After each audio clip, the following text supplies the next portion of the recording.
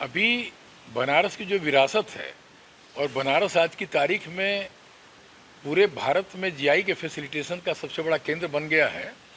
मात्र 5 महीने के समय में अप्रैल से लेकर के और अगस्त के बीच में वाराणसी के संस्था ह्यूमन वेलफेयर एसोसिएशन के फैसिलिटेशन से भारत के 12 राज्यों और केंद्र शासित प्रदेश में 80 जीआई फाइल किए गए, जो अभी तक भारत के किसी भी जगह से एक इतिहास ये बना है, जिसमें उत्तर प्रदेश से भी काशी से वाराणसी में जो लक्ष्मी गणेश की प्रतिमा होती है, तो बनारस में क्ले क्राफ्ट के नाम से जीआई फाइल हुआ है, जिसमें तिली वाले गणेश जी और लक्ष्मी जी की जो प्रतिमा यहाँ पे बनती है, जो प्रसिद्ध है और ये पूरी दुनिया में प्रसिद्ध है।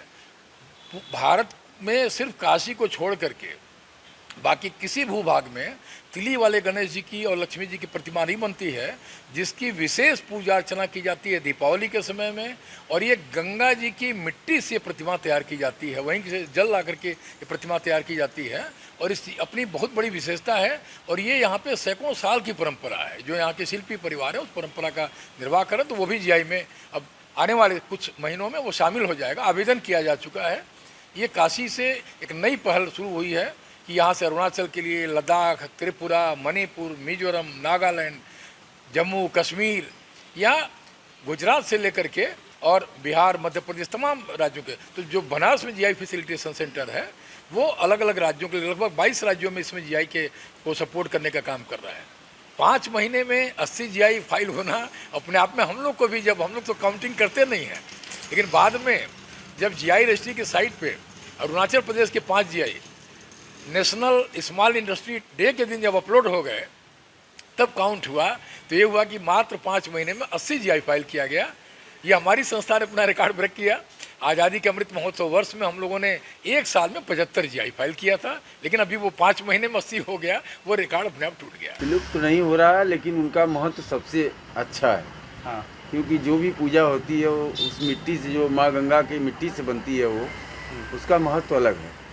वैसे तो पेरी साहब प्लास्टर के और जो कई मूर्तियाँ आ रही हैं, लेकिन उसका उतना महत्व नहीं है जितना महत्व मिट्टी के जो तार वाले जो होते हैं गणेश लक्ष्मी जी, उसका महत्व बहुत है। डिमांड भी बढ़ेगा, फिर हमारी उत्तर प्रदेश सरकार का भी बहुत योगदान हो जाएगा, अच्छी बात होगी। प्रधानमंत्री मोदी जी को भी बहुत बड़ी धन्यवाद देंगे इसके लिए, जो है तो ये होना बहुत आवश्यक था। बहुत खुशी की बात है, क्योंकि ये जो तिल्ली वाली मिट्टी की गणेश लक्ष्मी जी बिकती हैं, ये एकदम से मतलब अब धीरे धीरे ख़त्म होते जा रहा है।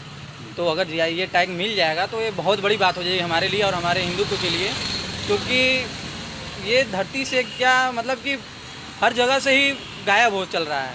तो इससे मिलने से ये होगा कि इनका सेल तो बढ़ेगा ही, और उसके बाद इनकी पूजा पाठ भी अच्छे से होती है। ये तिल्ली वाले गणेश लक्ष्मी जी अभी क्या है, जो अभी इसकी तैयारी चलती रहती बनती है। ये दिवाली की 1 महीना पहले से पिक पॉइंट होता है, बहुत तेज़ी से बिकने लगता है।